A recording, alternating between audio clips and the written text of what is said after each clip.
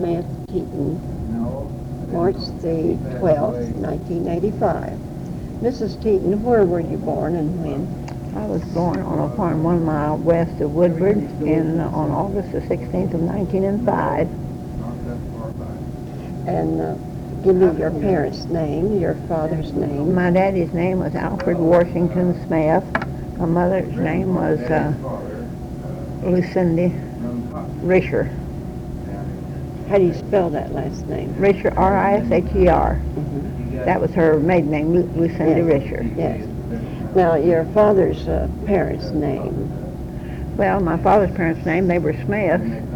And I had one of my daddy's brothers, an older brother of his, was named Tom Smith. He was a county officer in the county back in Charlottesville, North Carolina. And they were well known there. And my father had worked in a shoe factory back in the Carolinas during his childhood and up his manhood and all. And then he had married and had a wife and 2 children.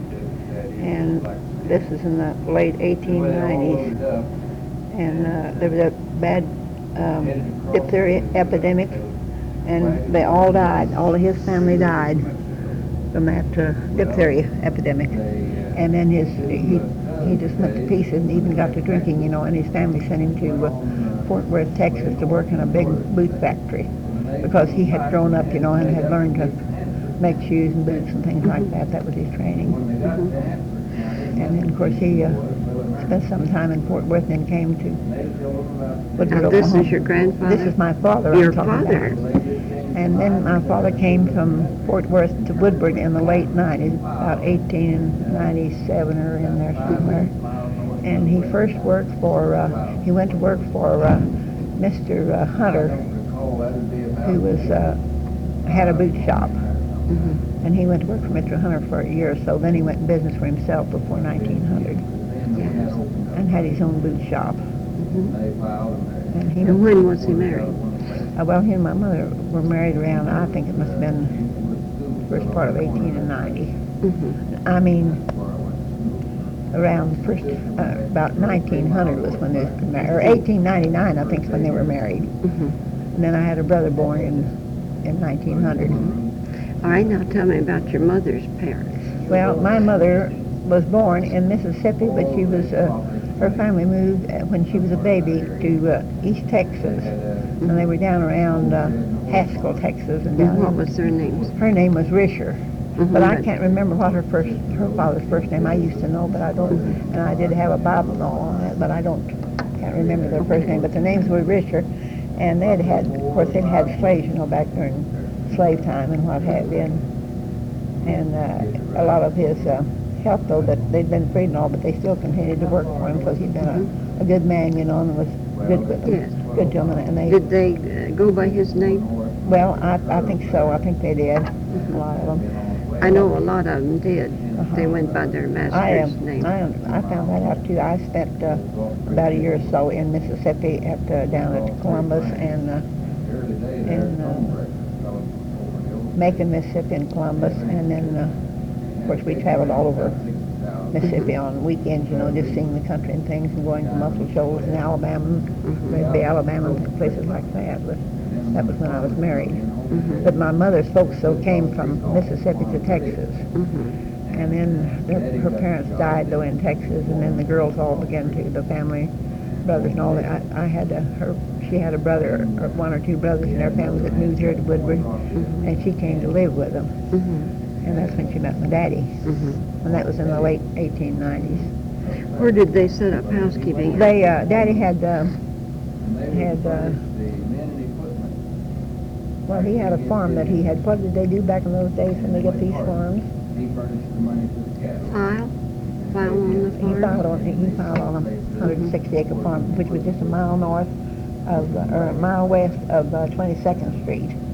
You know where the old Katy Railroad track is? Yes. Well, the Katy Stockyards used to be at the north end of 22nd Street. And you go down that road, 22nd Street, a mile north, and then turn west and go just a mile west.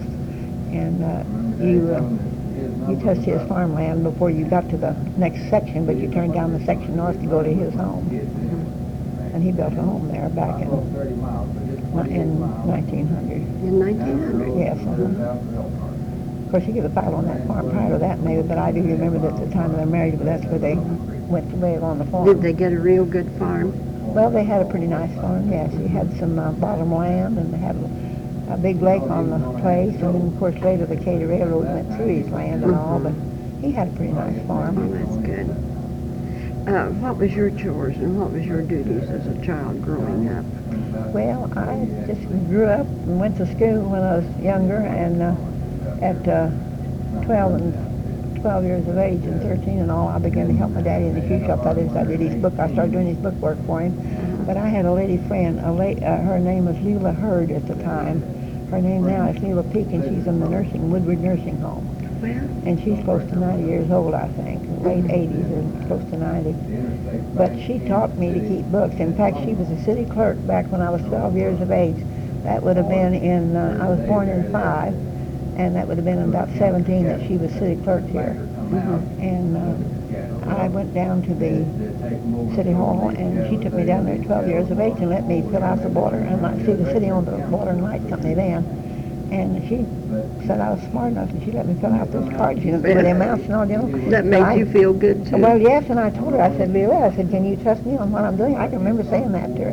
She said, well, Pearlie, you know what you're doing, but she did check me to be sure that I did everything right, Yes. But at 14, then, I really knew how to keep books and all. Well, that's good. And then I kept books for a feed store that was up there on 12th and Main, where the Carl's machine shop and place are. There was a building just on the east side of the track there, on the north side of the Main Street next to the tracks, where there was a big feed store, and it was owned by Mr. Ludwig, who was a retired rancher, and I think they had owned elevators and things too at that time. Bugle and Ludwig was their names, and they had an office here.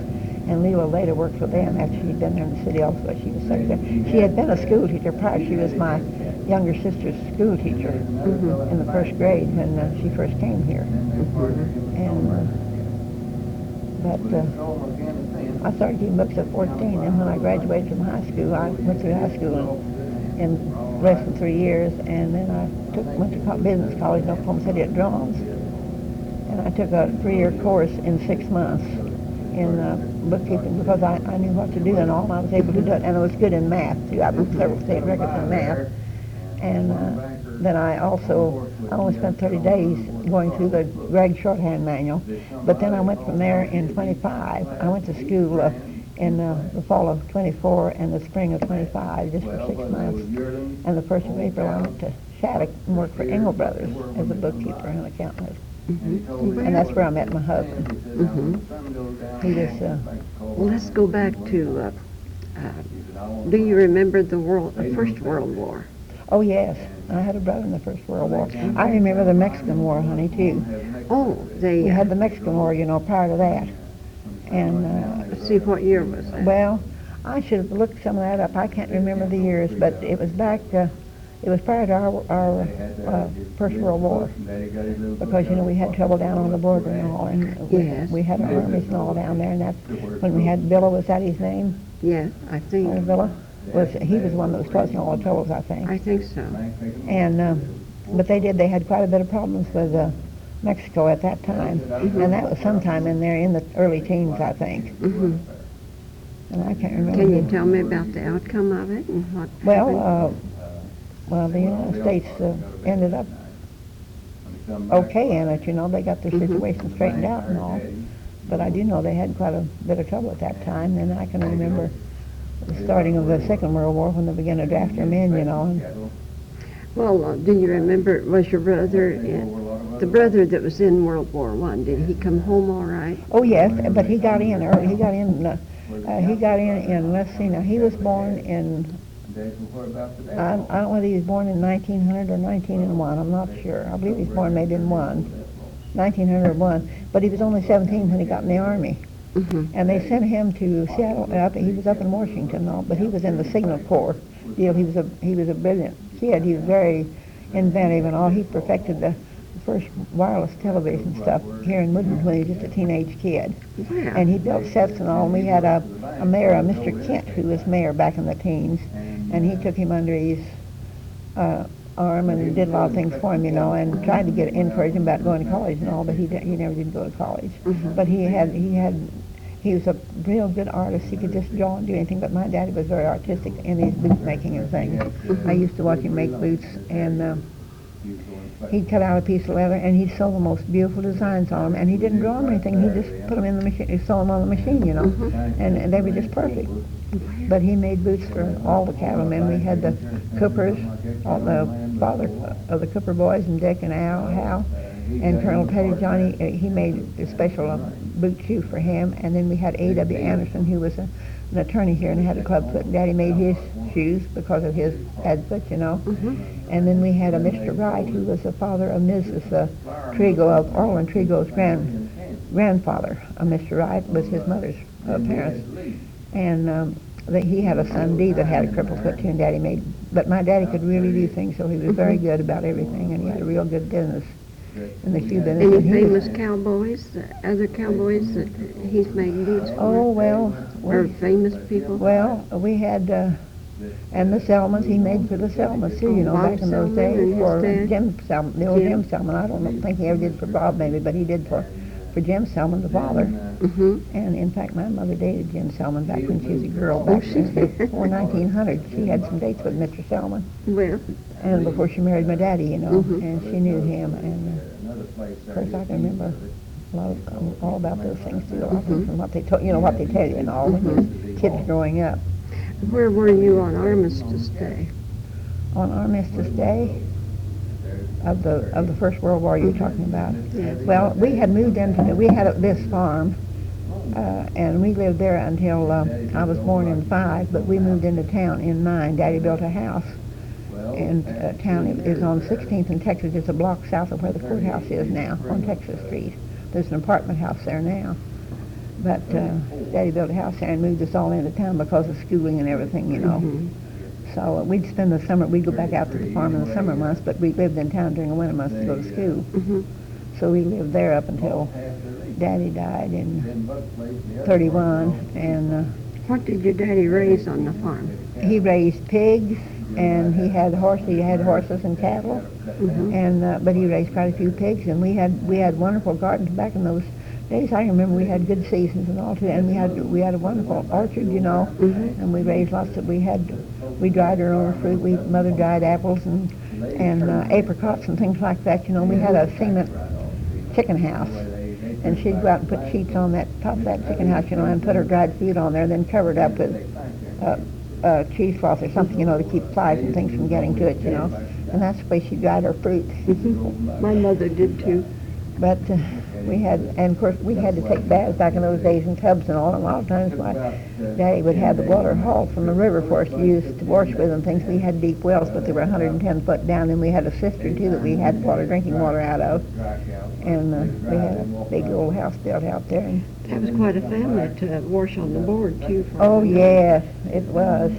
And but I remember though, you talk about back in those days when we were just kids growing up though, because everything was. You just couldn't go get water when you wanted to, you know, but Daddy would have it brought in barrels. But after Mother would do the washing, she'd give us all a bath in the wash water and then rinse us off in the rinse water. I can remember that, and sometimes all of our clothes, we didn't have lots of clothes in like kids do nowadays. She'd strip us all down and get all of our clothes washed, and then she'd make us wear our gowns or something around there during the wash day, you know, and when the clothes would get dry, she'd give us a bath and put us back into clean clothes. But we had lots of fun. And we ate good and had good times and all. We went to church a lot back in the early days at Adventist Church on Saturday, you know. And there was one that was out here on Oklahoma that out there where, you know, where the Walker addition is now. Yes. Well, the Adventist Church was over there on the corner of what it's Oklahoma, you know, on the corner of Oklahoma, and the church was there. But we'd ride over there in buggies, you know, to go to Sunday school and church on Saturday. And then later we got to, after we moved into town, we all became members of the Baptist church. I'm the second oldest Baptist member they have in the Baptist church now. Is that right? Edna Nixon is the oldest. She was baptized in 13, and I was baptized in 16 when I was 11 years old. Well, the First Baptist Church. The First Baptist Church, and I am now the second oldest member. Ms. Nixon But is do you first. attend church out here? Oh, yes, I've been a member of the Baptist church all my life. Well, I mean the new church. Oh, yes. I hadn't remembered seeing you out Well, I don't go a lot of times. I go out of town a lot because I have kids, you know, that live with I go to Laverne or Beaver to visit my kids at the city and places, and we go to church though. I don't go to Sunday school as much as I should, but I get to church most every Sunday, and my boy goes with me. But I'll tell you one thing, Ms. Jackson, I had 10 children, and I had a 14, a 16, an 18, and 20-year-old girl when her daddy died. Then my twins were 8 years old, and my triplets, I have twins and triplets. And I bought this. I had some other pictures, but I just couldn't get my hands on them. I didn't know what the girls had done with them. There's my twins and triplets. Oh, how sweet. And that's when my husband, he worked with OG&E for about 20 years. He was a maintenance electrician. Were they all girls, boys? No, this is twin girls here. Now, what's their names? Josephine and Maxine. But now this is Maxine, and I lost her a year ago last June. She had a stroke, but she was a bad diabetic from the time she was 7 years of age. They were, let's see, no. Their daddy died in 48, and they were 8 years old when Dr. Newman discovered that she was diabetic. My husband and I had taken her in October to Shattuck in 47, and they didn't diagnose it at the time as being diabetes, but in March, his death was in February, the 25th of February of 48, and in the first week or two of March, I took her to the Newman sent me to a specialist in Oklahoma City, and Dr. Roy Newman was there, and he took care of her for the first few years, and my husband grew up with the Newman boys in Shattuck. I met the Newman family through him. He took me to their home because he spent lots of time there. He and Roy were the same age, and they ran around together and grew up together, you know. And of course, he knew all the boys real well, Newman and Roy and Haskell and what's that middle one's name? I can't. Floyd. Dr. Floyd. Dr. Floyd fitted me my first glasses. Now then, the triplets. Now these are the triplets. Now this is a boy here, and this is one of the girls. Let's see, I don't remember. I think that was. I don't know who that was. They're Helen, Harry, and Harriet. That's they're Helen Jean and Harry James and Harriet Jane. They all begin with the letter H. Yes. Now my son was named after. My husband had a brother, Harry Teten, that served in the First World War, but he developed a double goiter and died from it and all. But he was. See, my husband lost his father when he was 2 years of age. He grew up without a daddy, but he had 6 brothers that rode herd on him, you know. But this Harry Teten, his brother, was very good to him, and also he wanted the boy named after his brother, you know, because he thought a lot of his brother. But and that was what was pathetic about when I lost him, because he did so want to live and raise the children, you know, because he had missed having a father. Is his son still living today? Oh, yes, honey, and you know what he is? What? He has a master's degree in interior design. He was a graduate of Oklahoma State University. He worked in Houston, Texas about 20-some years. But my son had 5 friends that graduated the same year he did that went down the drain on drugs and things. They first went to San Francisco on good jobs, all of them. But he had to quit associating with them. He just stayed in San Francisco 7 months because these friends had all got on dope, and he couldn't be friends or associate with them because they did their level best trying to get him to get on. And that was one thing. And what I was starting to tell you, my children grew up in the Baptist church, and I do say that early church training and all helps youngsters to grow up and to resist a lot of things, you know. And he never had any drug problems, but he did do some drinking. He did a little drinking his senior year in college, and then in 76 he had a pancreatitis attack in Dallas and almost died from it. His doctor told him he should never touch alcohol. Well, from that November of 76, he never did do any more drinking. And now he almost has his master's as a therapist. He's got his counseling, and he's a counselor and therapist at Fort Supply. Oh, well. Since November. And they say he's the best one they've had up there. Well, but he's just as sincere, and he works day and night with them, you know. He's had lots of... Well, now, during 1918, with so many children, how did you get along with the influenza epidemic? Oh, in 18? What it was? Well, this lady, this little herd that I told you about, her name's Pete now, that's in the Woodward nursing home. Yes. She was our neighbor. She lived in an apartment house just a catty corner from us on 16th and Texas, and my mother did her laundry, and Leela took my sister and I down to help us buy a washing machine, you know. And my mother would do her washing and ironing for her and her husband. She never did have any children. But Mother would just try to charge her $2 a week for her laundry and ironing, washing and ironing, and Leela would always make her take $5. She was that kind of a person. So how's it going, girls? Fine. I don't know how to shout it off. Let's see. After a few years, he had to go to Celebrate. How do you shout it off? Mile trips off the west end. They were having a big wheat show in Wichita back at that time, and this Leela herd took my sister and I. Now my sister lived with Leela about 2 years because her husband was in the First World War, and she lived in an apartment across the street from us, and so she stayed with her at night so she wouldn't be alone, and what have you. And she was always real good to us, and in fact she helped educate me too. But she took us to Wichita to see the wheat show and all, and going up there I'd had some new pumps on and some black hose, and I had had a chigger bite or something on my foot, and I got to scratching it, and that black hose got that thing infected, and I got peritonitis or whatever it was, in it. And Leela took me up in I believe it was in the Boston building in Wichita to a doctor there, to doctor my foot and all, and getting me ready to put me on the train to send me back home. And he doctored my foot one day, and or he took care of my foot, and then she put us on the train that evening or something, and we came back into Woodward, and I had the flu, and they took me off the train here in Woodward, and I was sick for 6 weeks, and they almost lost me from it. But this doctor died within 48 hours of doctoring my foot with the flu. He was a big, healthy-looking man, and he died within 48 hours of that flu. Well, I know That's how bad it was. I know. You don't remember this year, 1918, when that flu epidemic. No, because he was born in 49, honey. There was as many people died of the flu, I think, as we lost in the war. It was terrific. And it was the people. worldwide. It was everywhere. It was really a bad epidemic, and I was just fortunate that I lived, but they brought me out of it finally. But I was critically ill for 6 weeks. Well, now let's go on to 1929. Well, when the okay. crash.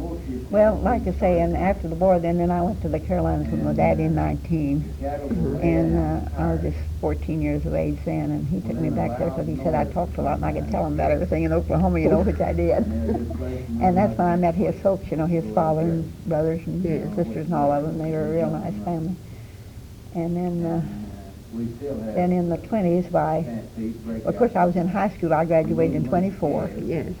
And I had gone through high school, however, in 3 years, and I taught my last year in high school because I was taking normal training, and they had me teach all my last year, and they gave me my degree on 3 years instead of going 4 years to high school, But they had me teach all the time because I was the best disciplinarian they had. I could keep order in the classroom better than any other. There was 40 students in that class, that were being trained for teachers. And I had a 2-year degree, or 2-year certificate that I could have taught, but I didn't. I went and took my business course, in the city at Draughon's Business College in the fall of 24 and spring of 25. Then I went to Engel Brothers at Shattuck the 1st of April of 25. And they owned wheat elevators, and they bought broom corn. And that's where I met my husband in Shattuck.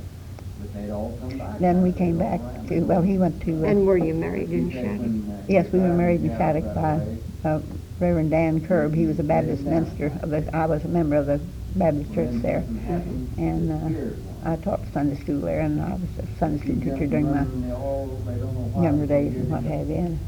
And my husband was baptized a Baptist when he was 14 at a revival. And...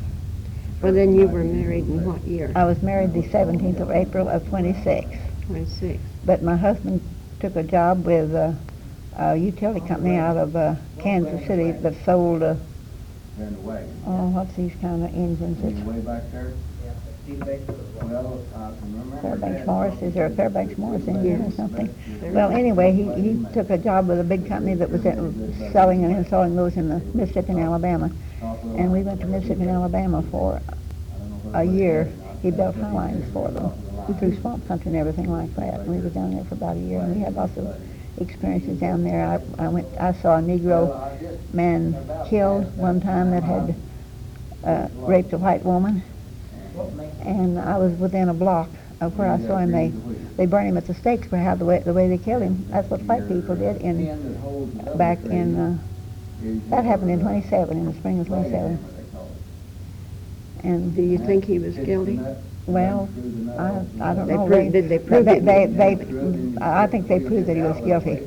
But my husband didn't believe in that and all, and he tried to talk to people about it and all, you know. And I had a brother that was ordered out of Mississippi because he befriended the colored people.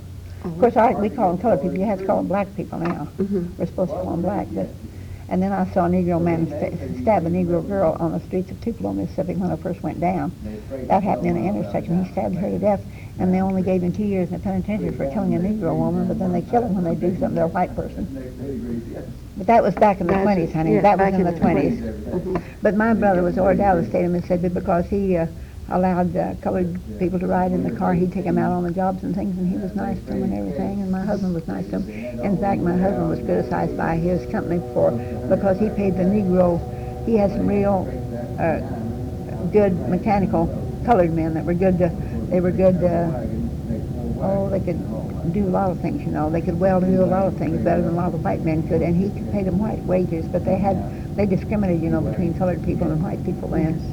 But he demanded that they pay him those kind of wages because they were good. But he worked over 200 men for that year building these high lines and things, and he had about 100 colored people and the rest, that many white people. But he could really handle men and all. He did a good job and all. He was real good at what he did. And my husband was a full-blooded German. And I'm a little bit of English and Scotch English, and my mother was a quarter Choctaw. Well, So that makes me an eighth Choctaw. were you still living in Mississippi in 29? Oh no, we were just down there. We were down there in 26 and 27, and then they transferred him from Mississippi to Sedan, Kansas to complete a job there. And after he completed that job, we came back to Woodward because we were in Kansas and all. I was pregnant, and I had my first child in 28, February of 28, my first daughter. And she has a degree in interior design and all. She owns a store here in town and has a store down in the city. She's my oldest daughter. How big was Woodward in 27? In 27?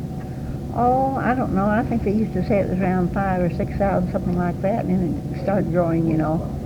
Were the streets paved by that time? Well, yes, they were beginning to pave because, well, now let's see, when did I get my, no, they hadn't paved. They didn't start paving until in the 40s. But I can remember our streets being just road streets, and we had wooden walks, you know, and things. And I can remember Mrs.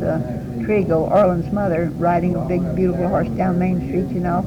And I knew a lot of those prominent ladies around here that were really good horsewomen, you know. They could really ride horses good and all.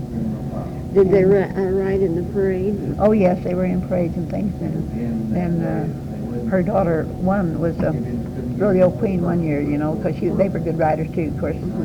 Back in those days, most everybody did ride and things, you know. And when did the railroad come to? Well, this railroad went through here when I was just a child, out because they went through our farm back in the, I think, early teens or somewhere in there that they went through our farm. That's when they put the branch up to Laverne. That's when they went to Forgan with it. You know, they went to Pridham. Yes. I think they went to Forgan and Beaver, I believe, didn't they? Or how did they do about and Beaver? then later they went on. They had a spur that come to Beaver, I think. But no, they built it back in those days. And we used to have lots of people get out of the institution of supply, you know, mental patients. And they'd walk down the railroad, you know, and stop at our house and want food and things. And we brought them into town, you know. And on 3 occasions we called inmates that had come down, you know, and stayed with us and wanted to ride into town with us, you know, on a Saturday in the wagon, and we'd bring them in, and when we'd always come down Main Street, and as we got there, the Katy passenger train had just come in, you know, and the guards or people from Fort Supply were there, and they'd always see those inmates in our wagon, and I think we delivered them back to them on 3 or 4 occasions. But they were harmless, so they didn't bother anything. They just were hungry and wanted to get away, you know. Well, that was a good deed. But then back, like I say, I can remember as a child, though, about the Mexican War, that I remember coming home just as a young kid, you know, and seeing the Northern Lights or whatever you call them. And then I can't remember the year that Halley's Comet was, but I did see it, and I'm hoping I live to see it the next time. Tell us about that, Halley's Well, Comet. that thing, like I say, it seemed like we'd go out every evening to watch that go across the heavens, you know, but I can't remember. I should get some literature and read on that because I've forgotten about it now, but I do remember seeing it just go through the heavens, you know, and I don't remember how long it lasted. Did it move fast? Oh, yes, it went fast. Oh, it it moved did? fast, It really did. It had big it long just sailed, tail? just sailed through the heavens. And I can remember that. But that aurora borealis or the northern lights was one of the most beautiful things I ever saw. I thought the world was coming to an end when I first saw them. Can you describe them for us? Oh, those were all brilliant colors and all, and just it was all in the northern part of the streaks. Streaks, And then I can remember, of course, I remember too when they had their dust storms back in the early 30s, you know, when they had those. Wait just a minute. Like I say, I was working for the Sharon Grain Company, and they owned a bunch of elevators down through Texas at Persian and Follett and all through down there, you know. And I worked for them at the time the wheat went to $1/4 a bushel, and I can remember that definitely. And I remember Bill Harrison, who was a well-to-do rancher north of Woodward. He and his wife had made their money raising mules and selling them, you know. And he got to play in the stock markets, you know, and he'd come in and we'd place calls and things for him, and he'd buy something on the market, and he'd get upset and come back in and want us to cancel him out or sell him out or something, you know. And I can remember that, but it was in the 29s that the bottom just began to drop out of everything. But I do remember in 19, when I went to Carolinas with my daddy bought me a hat that cost $30-some and a pair of shoes that cost $30-some in 19. That's how high things were back during the First World War. And the bread we ate was made out of black flour. We had old black bread. And why it was like that, I don't know, but because we've never had it since, you know. And cornbread. Well, cornbread was all right. It was the same color, but for some reason or not, we had the bread was just was almost black, you know, when you bake it. And you couldn't hardly eat it from the looks of the thing, you know. And they had meatless and wheatless days. Oh, yes. And then I had to help my mother when we were still out on the farm. Of course, this was back when I was a little kid yet, but you couldn't give pigs away, you know. And the sows would have a litter of pigs, and Mother would make me go with her. I was the only one that she could get to go, and I didn't want to. That's one thing, 5 children, I'd always do the things they asked me to do, and I built the fires. We had wood stove, or coal and stove, wood fires, you know. And as a small child, I built all the fires for my folks. My sisters and brother never did get up and build them, and I'd get up and build them so Mother and Daddy wouldn't have to. And I started as a small child building fires, and I enjoyed it, but I've always been like that, just do things, you know. Did you ever use cow chips? Oh, yes, honey. We used to have to take sacks and go all over the farm picking them up. And once in a while, I'd stick my finger in a soft one, and I had to wash my hands when I got home. No, we'd have to pick them up because we'd run out of coal, you know. We would buy coal, but we'd run out or something, and so we'd pick up cow chips and use, you know. And we burned cow chips and wood and coal, you know, in we had a big old range stove with a hot water tank on the side of it in our kitchen, and we had a big heating stove in the living room, you know. We had big, about 20-foot living rooms, and we had 3 beds and one where we children slept. And Mother and Daddy had a bed in the living room and in lounge and stuff like that, and the beautiful hanging lamps, you know, with the chandeliers and things on them. We gave those things all away when we were kids. Oh, you did? Oh, yes, and we set my daddy had bought a nice dining room set. It was solid oak, I think, a big buffet and a table and chairs and things from the a family that lived up there on 22nd Street. What was their name? It was made in 75, back in 75. And that was gorgeous furniture. And we kids set it out and bought modern furniture and put it in our house. And set it out and let the rain run it. Well, isn't it ridiculous what you'll do when you're kids? Well, you just didn't realize. No, we didn't realize, but I'd give anything if I had it back then, you know. Sure. But anyway, like I say, then, of course, I remember when we had our first elk rodeo, too, back at that time of the... Do you remember what year it was? Yeah, I think it was around 29 when we had it. We had it north of the river. And George Hallett from Shattuck, you've heard of Hallett, yes. Maybe it's Shattuck? Yes. George Hallett and Jim... Oh, what was his name? There's a bunch of those people. The name of Jim, what was his name? Oh, I'll be good, but I can't think. George Hallett and Jim, but they had livestock and cattle that they brought over here too. In that first rodeo, they had barbecued buffalo. They served barbecued buffalo at that first rodeo. And then we, like I say, I worked, of course I was working for Mr. Street at the time, doing some work for him when I became Secretary of Health for that first, because Harold Street was the exalted ruler of the Elks that year, and went back in the late 20s. And then I went to work for the Sharon Grain and worked for them during this crash when the wheat went to a quarter bushel. And then later I worked for attorneys. And, well, I went to work for Bradbury Produce and worked for that Mr. Bradbury from 30 till 34 then. And then Harold Bradbury, his son, lived at Chattanooga. He moved to Woodward, and I had my fourth child, but I had 3 children while I worked for Mr. Bradbury, and he wouldn't let me quit. He'd let me go home and nurse. I nursed those first 4 children. And he wouldn't let me quit. He'd let me do anything I wanted to do, just if I'd keep working for him. Of course, I'd collected $1,000 for him on some New York Jews who'd beat him out about $6,000 or $8,000 on some cars of dressed poultry, you know. And he didn't realize it, and I went back and ordered him and collected $6,000 or $8,000 for him that was due him. And he got it when they realized we called our hand on it. Well, they sent him the money, and he always appreciated that. Yes. And he wanted me to come back to work for him in 34, but my husband didn't want me to go back to work, and so I didn't work in about 3 years, and then I went to work for Albert Lobbin, who owned the Oldsmobile. In 37, I worked for him for about 7 years. Was it very dusty down here at Woodward? Oh yes, honey, we had terrible dust storms, and the one that we had it moved in, and it was just black as night. I mean, we had to turn the lights on. It got so bad. It was just solid black dirt, you know. Where were you when that storm hit? We lived on the corner of 16th and Texas. No, my folks were. No. Yeah, they lived up on the corner of Mother lived up there on the corner of 16th and Texas, yes. And but we had our home. Now, this is in 35. Yes, that was back then. But we lived down where I'm living now. We bought that back in 27 and moved in there in 28. We bought a little house and moved it down there, and my husband was about a year reinstalling the gas and the water lines and rewiring it and everything, you know, and we moved in 28 when my first child was born. And then we kept building on the house, and I've been there now since 28, which is... What did you think when that Black Sunday and that dirt road could you see honey, your hand in front of your face? Prior to that, we had all these people move out of the country. You know, that was when we had so many people move to California. Yes. Remember that? When people just took off and left their farms and things and went to California because of the dirt storms, you know, because ain't nobody could raise anything, you know. It was just so much dirt and everything. But no, we just really didn't know what to think about it. It was just black as night. Well, it just rolled on the ground, you know. It came in out of the northwest and just rolled, but it lasted for some time, though. I remember it was dark for quite some time.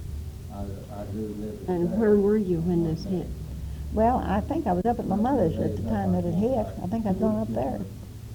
And did you walk home in that storm? Oh no, I had a car. We drove back and forth, you know. But then my house was just about 3 or 4 blocks from where Mother lived. Do you remember where the old Tandy house used to be? You know where the fish place is? Yes. That used to be the old Tandy house, you know, there on that corner, that big 3-story house. Yes. When we had the tornado, that house wasn't even hurt.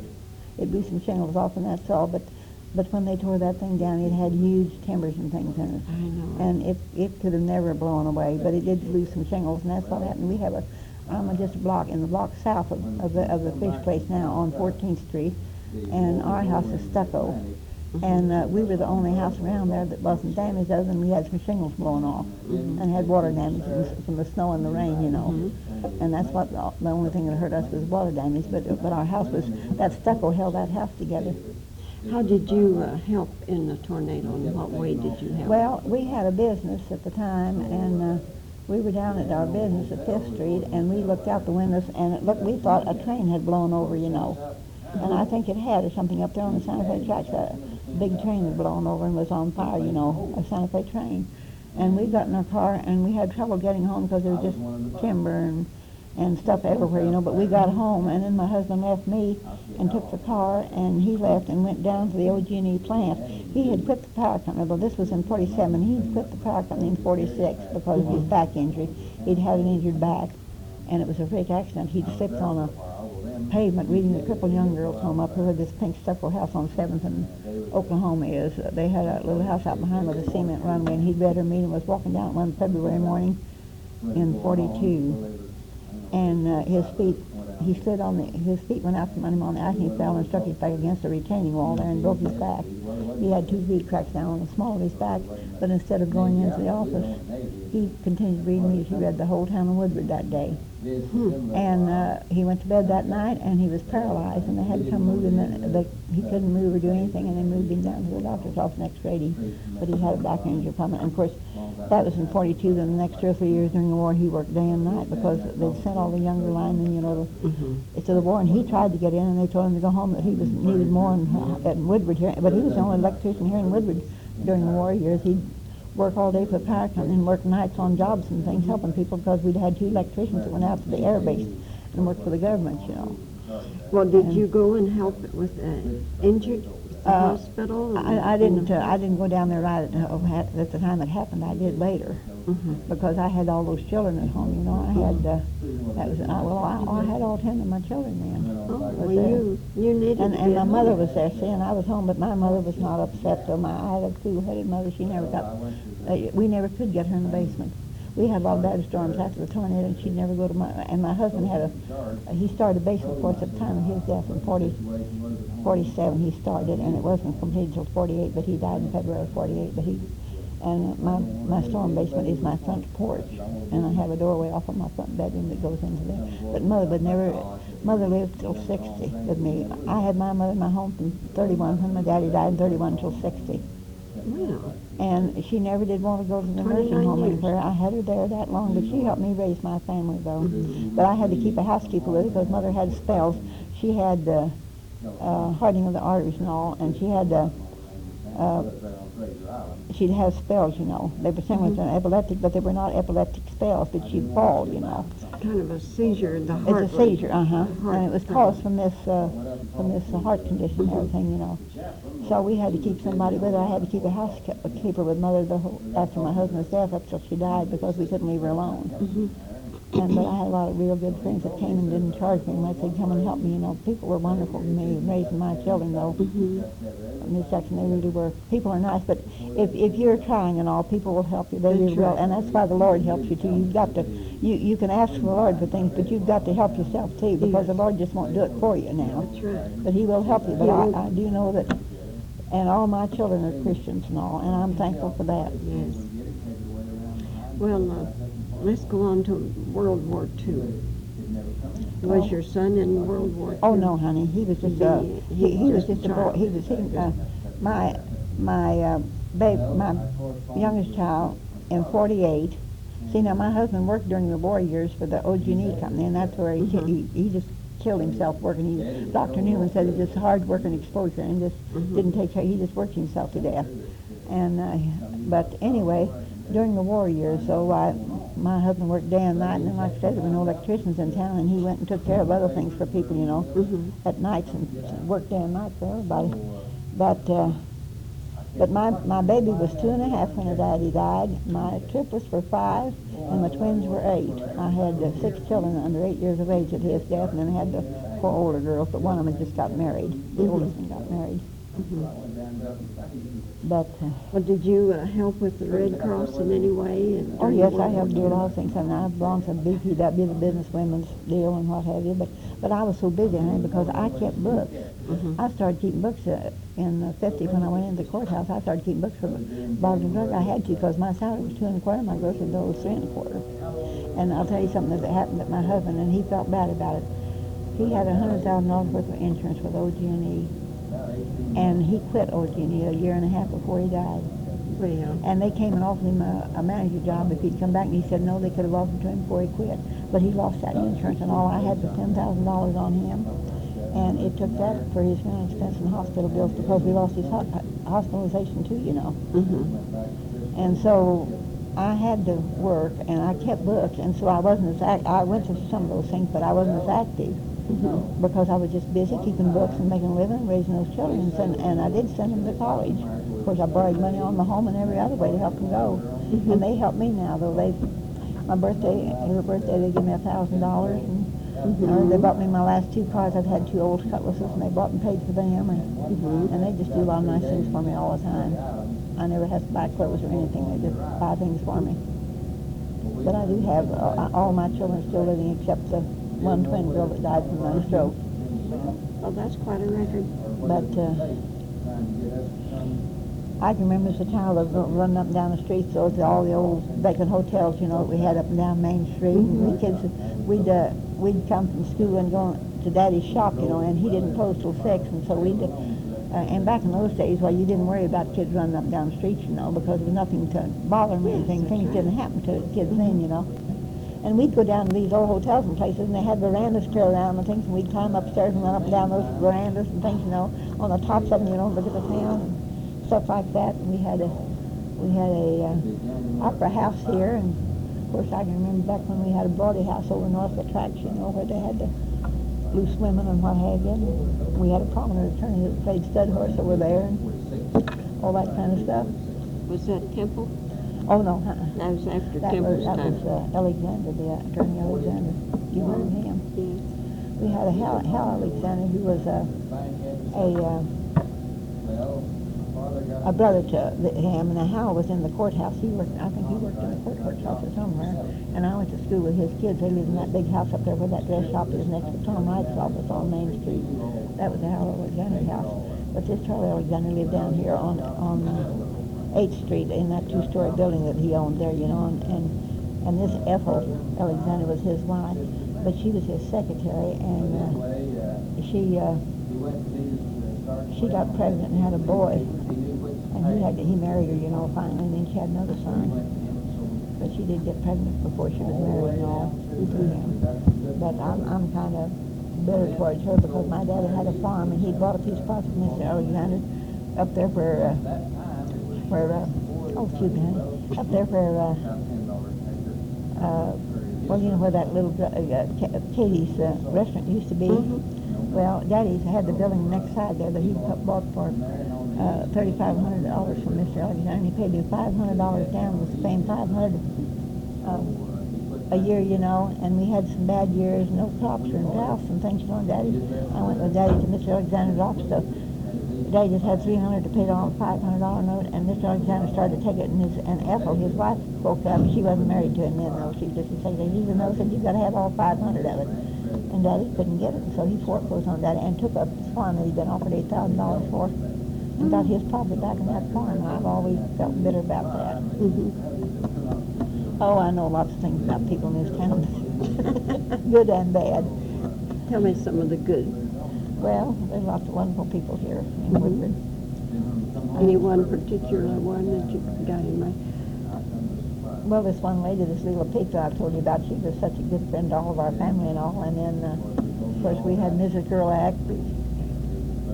We had Mrs. Gerlach, you know, she taught our Sunday school classes.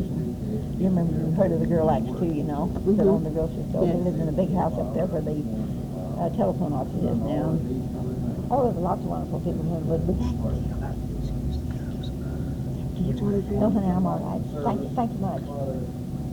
Well, I can't think of anything else. I had some pictures I would like to have brought to you, but I just didn't know where they were. The girls had put them away, and I just didn't know where to look for them. I'm going to show you all my girls' pictures and my family back when, right after their daddy died, and all, when they were a little older. But I did find I had this sitting there, so I just brought it to show to you. Do you remember the CC boys being stationed out here? Oh, yes. I had a brother that worked in the CC camp. And he worked out here for a while, then they sent him down to, I think it was down out of, at Lake Murray. You know where Lake Murray is, down by Ardmore. They sent him down there to help complete that job, but he worked, yes, I remember the CC camps. And can you tell me anything that he's told you about them, what a day, just tell me what a day would be like in the CC camp. Well, they lived out there, you know. It's just kind of like Army, you know. And they worked their daylight hours, you know. They worked regular hours, you know. They built our Bowling Springs Park for us here, you know. That was built with the CC camps. Yeah. And he started with them out there, and then, like I say, they shipped him down with some other boys to Lake Murray to help build that down there. But that's what these CC camps did. They did that, and they didn't make a lot of money, but they had a reasonable wage, and they had a room and board, you know. You think they were all right then? Oh yes, and they did a lot of work, because people back in those days worked, honey. Yes, They didn't loaf for things, and kids grew up, you know. Now, I have 10 children, and all my children had to work, you know. They grew up working. Yes. And they've never had any problems, and they've all been very successful and had good jobs and what have you. And what do you think of the WPA? Well, What does those initials stand for? wasn't it Work Workman's progress, Workman's Progress. Workman's Progress, WPA. Was it Workman's Progress Association or what? But I remember the WPA though. Mm-hmm. Do you think that was a good thing? Well, I think the things back happened in those days. It was back during, when we was getting over, we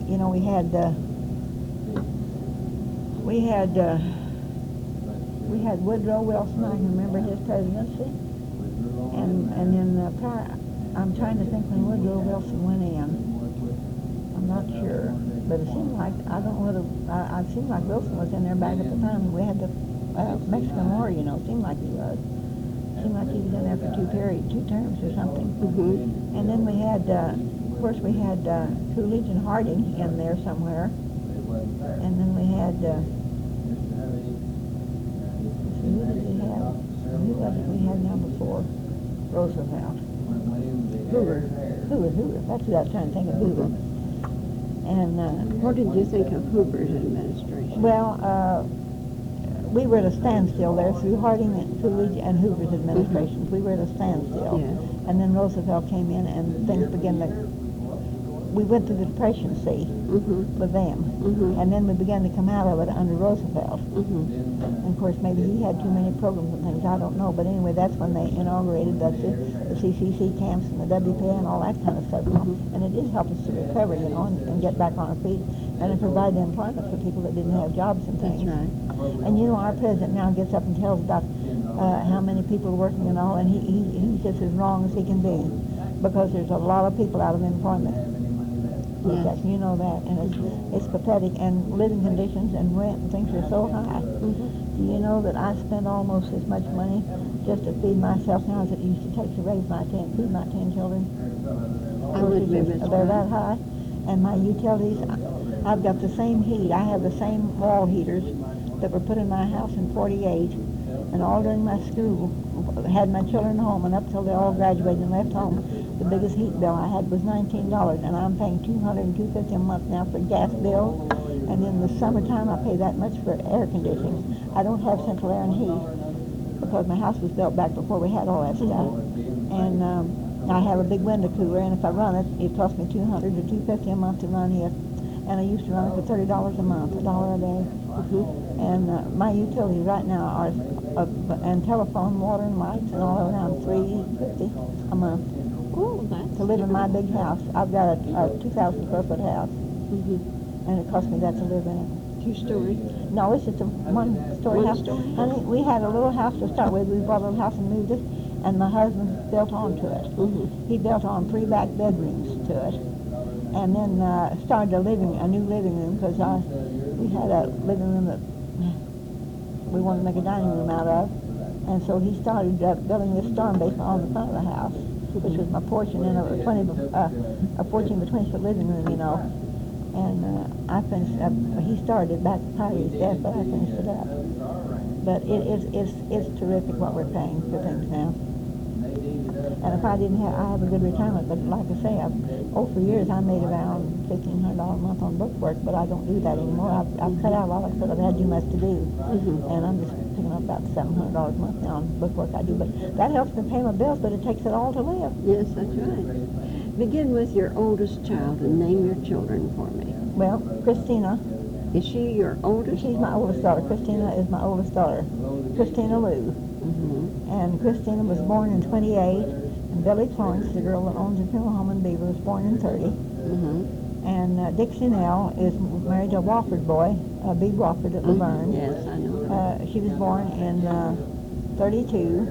And then my daughter Betty Sue. Now Betty Sue was born in '34, and she's worked 12 years with the Oklahoma Parks and Recreation Department in Oklahoma City. She's been a supervisor, and she's taught other supervisors, trained them for their jobs. But she's got a real good job down there, but she's worked the hours from noon till 10 o'clock at night, and she's getting tired of doing that. And she's had her car hit twice in the last few years, and it's injured her back and neck, She's been run into by little old gals that didn't even have insurance. And that's bothering me quite a bit now. And so where my husband has, my boy, took her an application that they're wanting someone with her ability. She has a master's degree in physical ed and English and some other subjects. She taught school in Columbus, Ohio, to help her husband get his doctorate degree. You know, he had a doctorate degree and then they divorced. He got infatuated, then overseas to Nepal and India, and he got infatuated with an Indian girl and asked my daughter for a divorce, and she gave him a divorce, and then the Indian gal decided not to marry him, you know. And then my daughter went back to him, which she made a mistake. She went back to him, but it didn't last because he started living with another woman for 6 months, you know.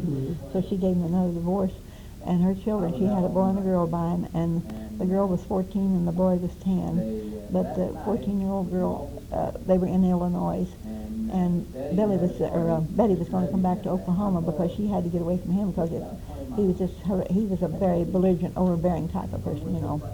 And he was just keeping her in hot water all the time, and we were concerned about her health and all because she just couldn't put up with him hardly in the way he was going about the children. And so she just decided to come back to Oklahoma. We went up to move her back, but the 14-year-old girl decided she wanted to stay with Daddy, but she had her boyfriend, and she was wanting to date, and my daughter wouldn't let her date because she wasn't allowed to date till she was 17 and 18, you know. So she told her that she was too young to be dating him, and the girl wanted her daddy would let her do things, you know. So the girl chose to stay with her daddy, and the little boy wanted to stay because of his sister, and they wanted Betty to stay there and live, and she would have kept the children there, but she refused to stay there because Rita Berry was left her up there. But she came to the city and lived with one of my daughters down there and went right to work for Oklahoma City and had a good job. She makes $20,000 a year. But she is getting disgusted though working those hours. That would be bad hours. All right, who's the next one? And that was my 4 girls now. And then I went 6 years and had the twin girls. And their names? Josephine and Maxine. And they graduated from OSU. I had 5 children. I had the twins from triplets in OSU at one time. Well, 5 children. And they graduated and got degrees. But Maxine married a boy who was an engineer. And they've lived in Ohio and California and Louisiana and ended up in Little Rock. But she's the one that was diabetic, and she died at 43 years of age. And they're 45 now. Joe, my other girl. And Josephine had a good job at OSU. She had a good executive job over there, but then she came to the city, and she's with the Baptist Foundation now in Oklahoma City, in the evangelism part, you know. And she's worked with them for several years, and she was in charge of Billy Graham's program here a couple of years ago when he came to the city, you know. And she takes care of all those things and stuff like that. But all my kids are very intelligent and got good educations. Now she's one of the twins, and of course they were born in 40, and then my triplets were born in 43.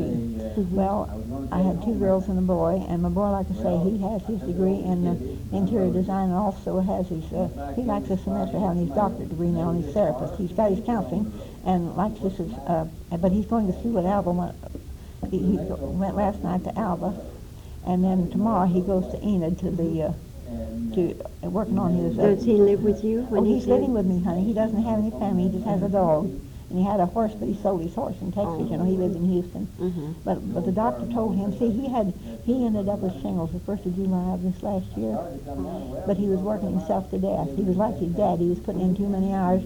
But he just was freelancing on his design work and got to working with alcoholics and drug addicts. And but he'd go all hours of the night with them when they needed counseling, you know, and things. And he just wore himself out. And the doctor told him he had to get out of there and get on regular hours. But he's working too hard up at Fort Supply. Go on to the next one. But anyway, my triplets now are 43 years of age now. They were born in,